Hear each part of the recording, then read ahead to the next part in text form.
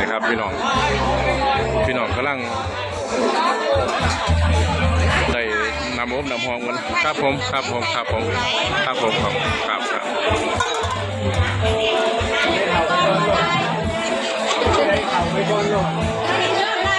ตนี่คือประท่ายนะครับเป็นโศกเป็นพระต้องอวกตนจากโลกชาวบ้านทุ่งย่างกระบาดใจเที่ยงในเขตตำบลทุ่งย่างก็ดีตำบลอื่นก็ได้ที่ได้มาหลวงพ่อวางถวายเทศเป็นถวายที่ดินพระดังหน้ามันมีงานหลายอย่างนะครับงานถวายที่ดินเป็นกรณีสงฆ์กระทรวงหนึ่งนะครับก็เป็นงานสงฆ์นำพระนะครับสงฆ์นำพระพุทธรูปและพระพุทธเจ้านะครับเนาะนะครับมีครูบาอาจารย์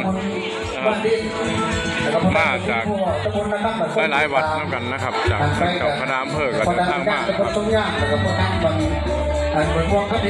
พี่น้องมาหลายนะครั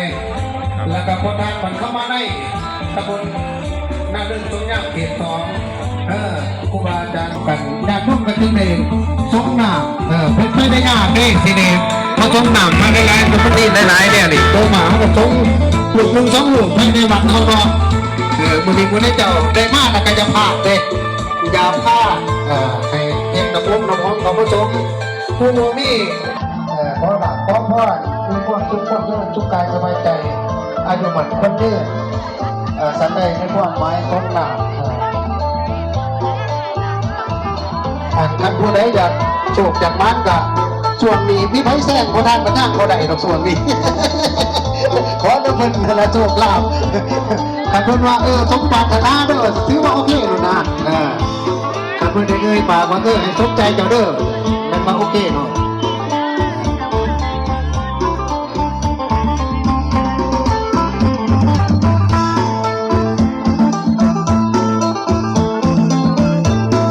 จากนั้นชมน้ำเลยมันได้จากจะได้เบิ้งว่าน้ำเลย